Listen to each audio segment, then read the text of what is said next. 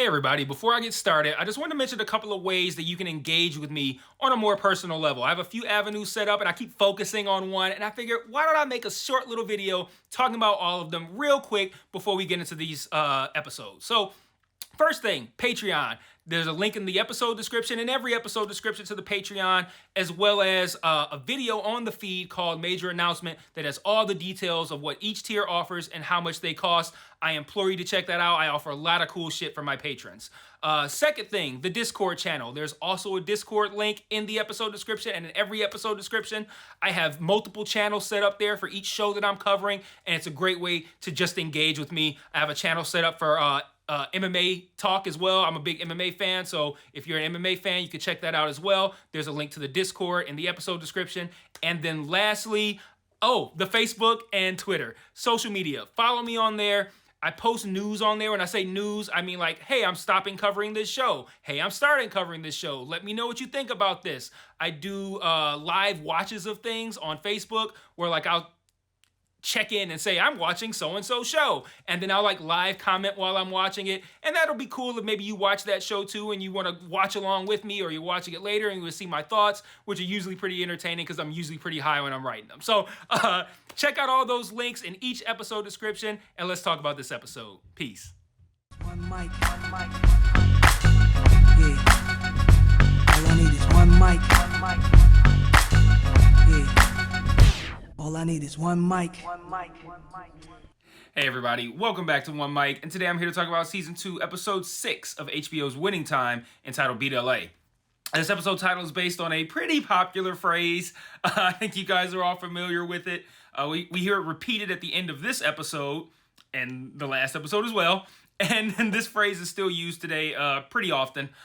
For starters, I don't like that each of the last two episodes ended in virtually the same way, but I really don't understand the decision to name this episode after the phrase when we already heard the phrase for the first time last week. I understand this is me being nitpicky, but like if this episode was the introduction of that phrase to the show, fine. I just think it's a strange decision to name the second episode that ends with Beat LA after that phrase rather than the first time that an episode ended with Beat LA. But obviously, we're not here to talk about the episode title too extensively. We're here to talk about the episode. So let's get into it. This show is rolling at this point, flat out. As I've said before, I think the pacing is great this season because it's spending time on the character development and skipping over any basketball playing that doesn't serve the story or those characters. So when you get people that are complaining about, season 1 was one season and now we've gone through blah, blah, blah, blah, blah.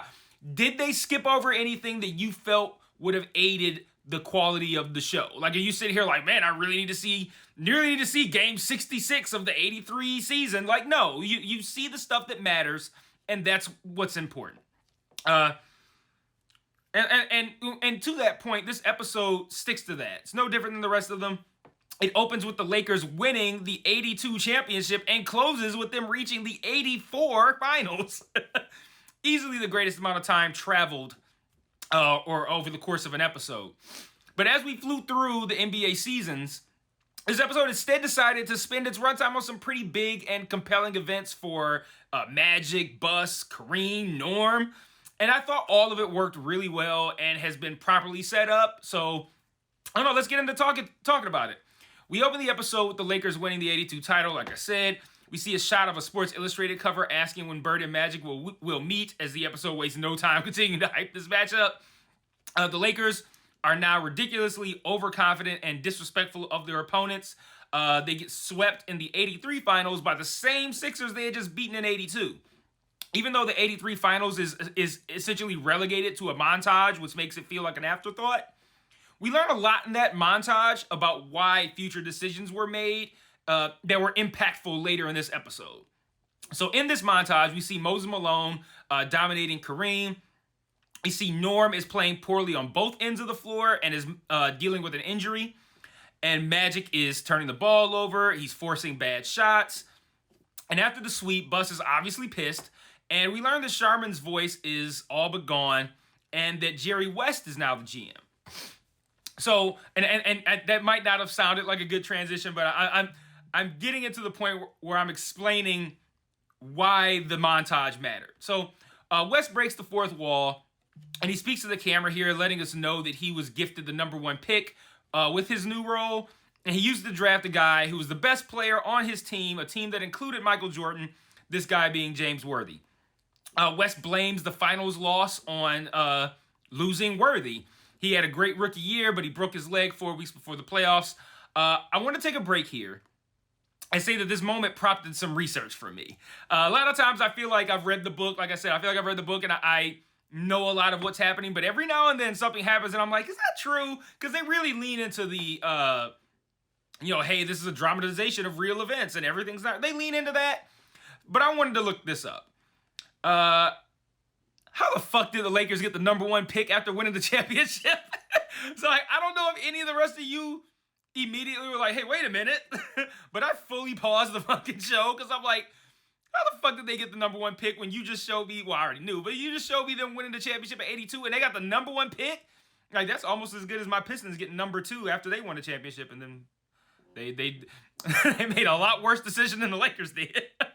But I decided to look it up. So it was a pick that was guaranteed for the Lakers from Cleveland in a trade that took place in 1979. Apparently, I guess they weren't protecting picks back then. So when it came time for Cleveland to deliver their pick in 1983, it just so happened that they had 82, 83. Hey, no, it would have been the 82 draft. Yes, the 82 draft. It sometimes I get thrown off because the season starts in one year and ends in another. But that anyway, so it would have been an 82 draft. By the time it became time for Cleveland to deliver that pick, it just so happens that they had the worst record in the league. Now, here's where things get even more interesting. And this moment was also alluded to in the episode.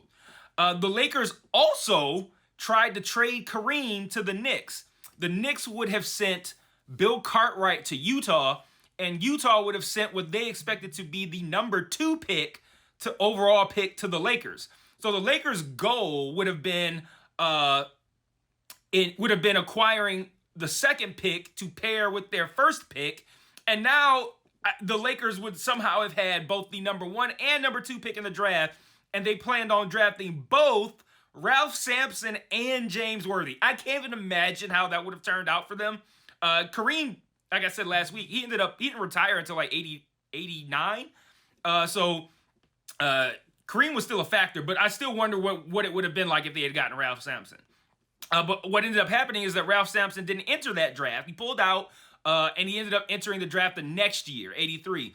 So since Ralph Sampson was no longer available to be drafted, the Lakers just stuck with drafting Worthy. And in this episode, you hear Kareem say, "What happened with New York?" or something like that, which I assume is him asking why the trade didn't happen. And he's told that it fell through because they didn't want him because he's not personable and likable enough. But obviously, like I just explained to you guys, that wasn't the real reason.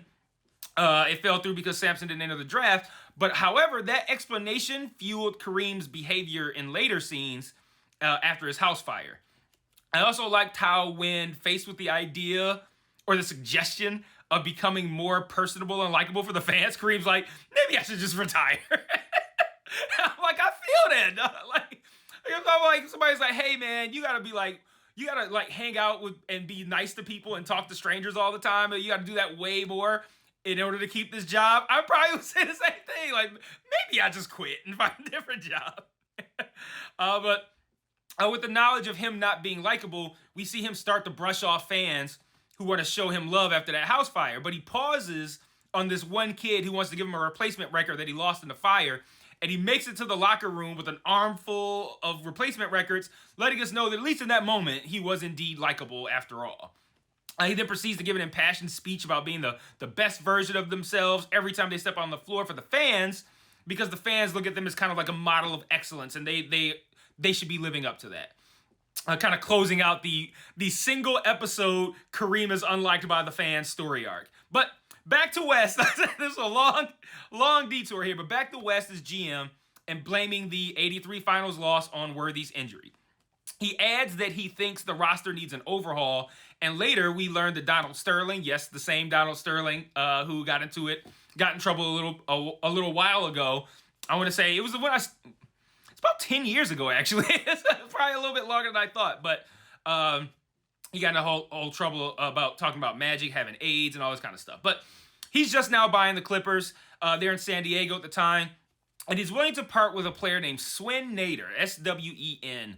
Now, in this scene, West hypes up Swin Nader as this big Swedish player who could have helped Kareem with Moses Malone, which, again, I know I've been going off on tangents, but I'm still where I need to be, because initially I was talking about the importance of the montage.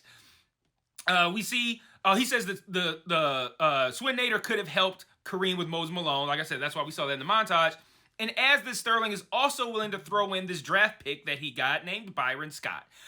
Sharman says, before I even talk about Byron Scott, just for a brief moment, Sharman says Byron Scott can help spread the floor, and Jerry was like, he can spread our butt cheeks for all I give a fuck. Like, that was one of the best lines of the season, but definitely one of the classier ones. But that one definitely took me out. Like, I can't believe you said that. But I don't think this moment will be revisited on the show. So for those of you who don't know, Swin Nader becomes a nobody. He serves his role as Kareem's backup, but I think he only plays the one season with the Lakers, and I don't even know what happens with this guy. And Byron Scott becomes one of the most vital pieces in Lakers history and for their dynasty. So that's all just to make the point that the show presents Swin Nader as the prize piece of this trade, and Byron Scott is kind of like the throw-in, and it ends up being the opposite. Nader and Scott weren't going to come cheap, though, and West, Sharman, and Riley ultimately land on sending Norm to the Clippers in this trade. Now, West runs this trade idea by Magic, who shows empathy for Norm being uprooted from LA, and I took a couple of things from this scene. One, West doesn't feel anywhere near as strongly about taking Magic's opinion into account regarding player moves as Westhead did. He sees Magic as the leader of the team. He even says this directly. He's like, we'll keep saying that Kareem's the guy, but really it's you. And he wants to make sure that the team suits Magic. The second thing that I took from it was the show has spent a lot of time on the tumultuous relationship between Magic and Norm.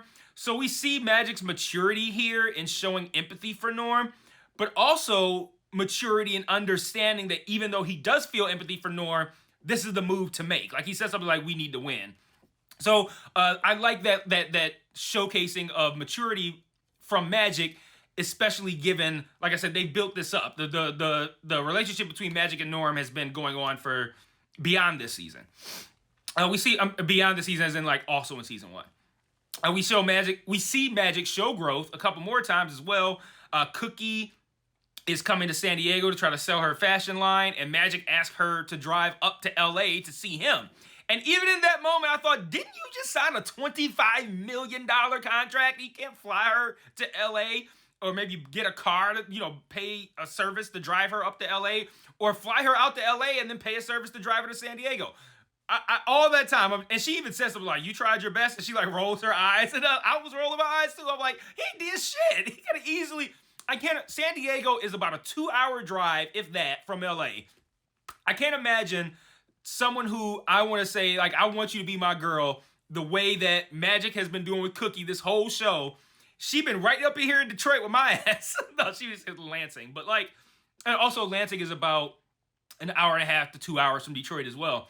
But she's been across the country this whole time, and now she's going to a 2-hour drive away from him, and he's like, oh, you can't make it up here? Dang, I guess I ain't gonna see you. Like, oh, man. But he does the right thing. He drives down to San Diego, and he surprises Cookie by publicly supporting her work in front of 3 white guys who are very clearly racist until the black person is Magic Johnson.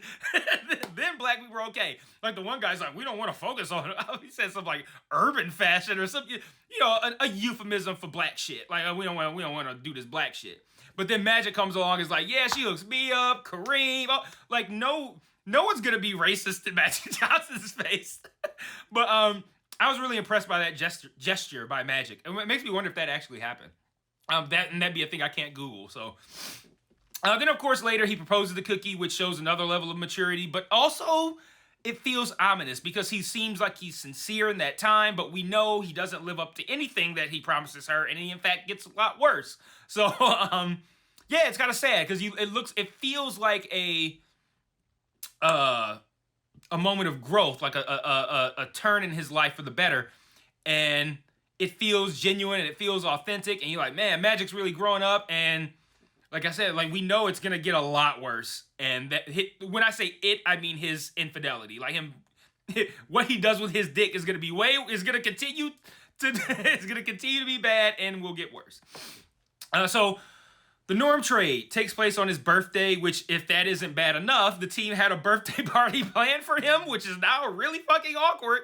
It's a very somber party now where everyone's like, yeah, sorry you got traded, man. I did learn in this episode that Norm is married to Debbie Allen and still is to this day, and I didn't know that.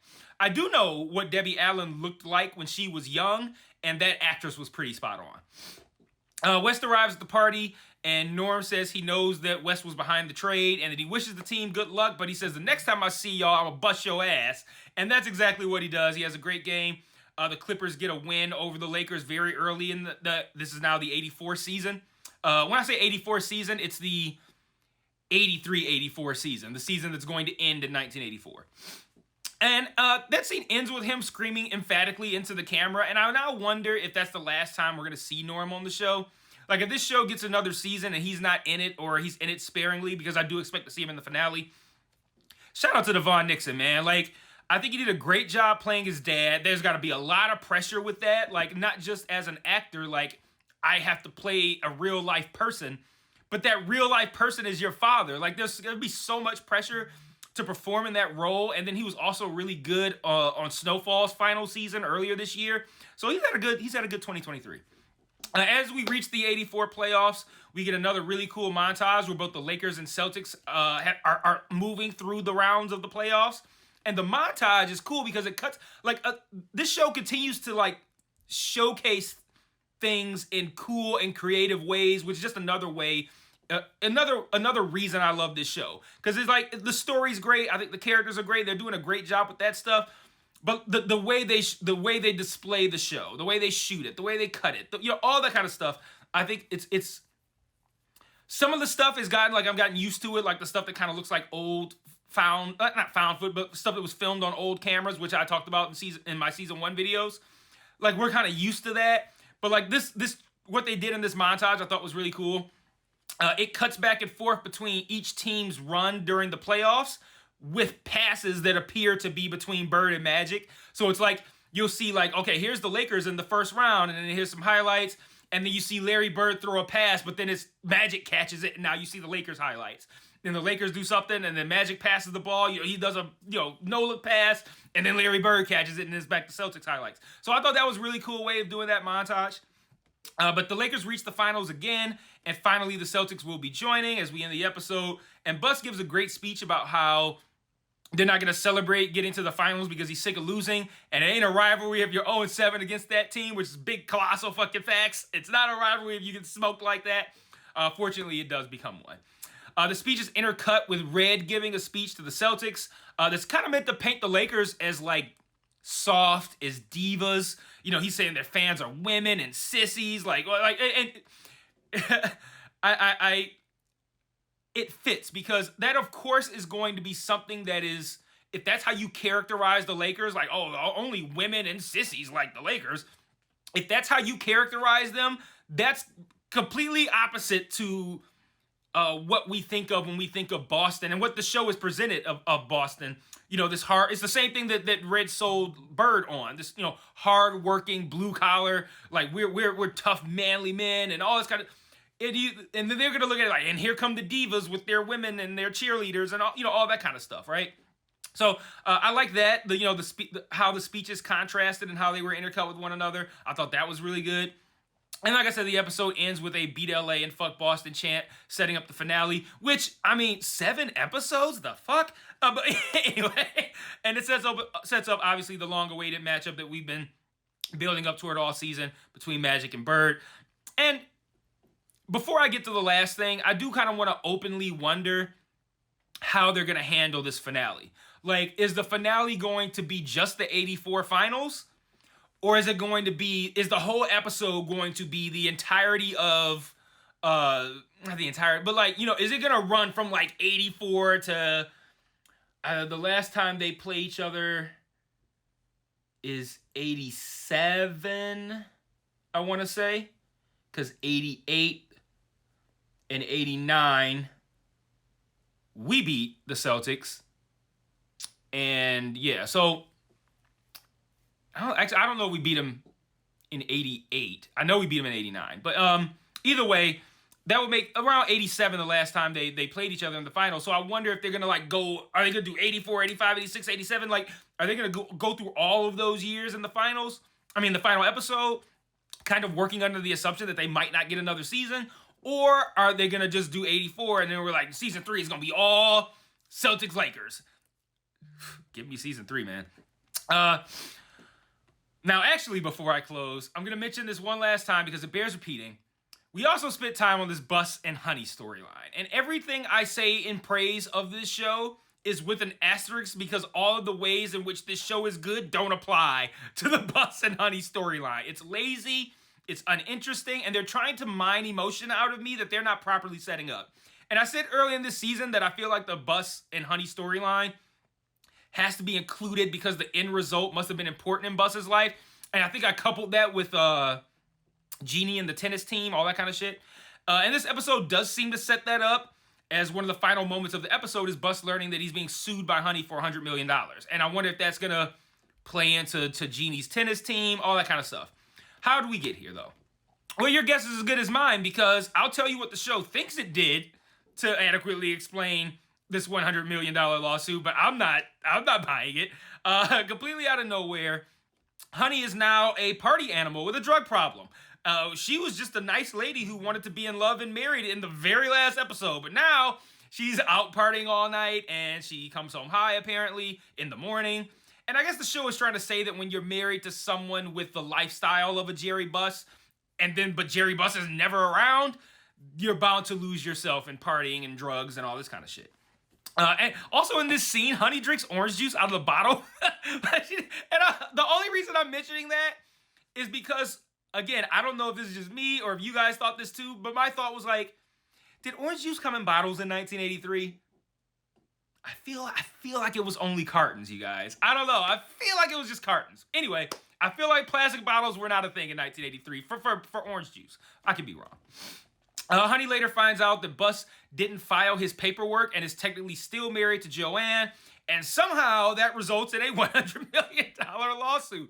Bus is even like, you're gonna leave me over paperwork? And I'm kind of like, he's making it smaller than it is, but she's making it way bigger than it is. So like, I kind of feel it, because that is what it is. It's not like he's still seeing Joanne. He's not still talking to her. He's fully committed to Honey. He married her. He hasn't been at least on the show, he hasn't been fucking other women while he's been with Honey. Like, the problem literally is just the paperwork. But like, I don't know, she's on some other shit. But I feel like the lawsuit is probably real, but the justification to getting there is probably a lot better in real life than it was on the show. It just felt very lazy. Like, okay, we need to get to this lawsuit.